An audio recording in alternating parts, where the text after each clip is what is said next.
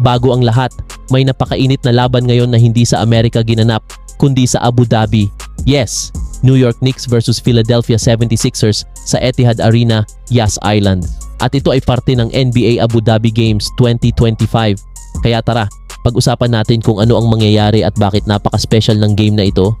Hindi ito regular season game ha. Pre-season ito kung saan ang mga teams ay nag-e-explore at sinusubukan ang kanilang rotations bago magsimula ang opisyal na NBA season. Kaya makikita natin dito yung paghahanda ng Knicks at 76ers para sa bagong season. Sa Knicks, expected na sina Jalen Brunson at Karl Anthony Towns ay maglaro ng limited minutes lang dahil pre-season.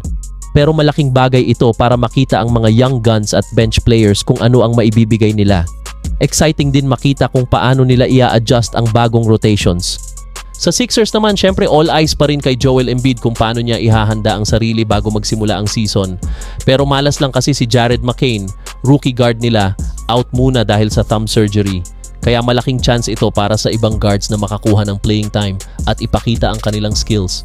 Alam nyo ba mga kabasketball na malaking bagay itong Abu Dhabi Games kasi dito pinapakita ng NBA na international na talaga ang basketball, hindi lang sa US kundi pati sa Middle East at buong mundo. Imagine, dalawang malalaking team tulad ng Knicks at Sixers naglalaro sa harap ng mga fans sa Abu Dhabi. Astig, di ba? Kaya mga kabasketball, kung mapapanood nyo ang game, comment nyo kung sino ang standout player para sa inyo sa Abu Dhabi match na ito. Knicks ba o Sixers? At tingnan natin kung sino talaga ang mas handa para sa upcoming NBA season. Don't forget to like, share, and subscribe para sa mas marami pang NBA updates.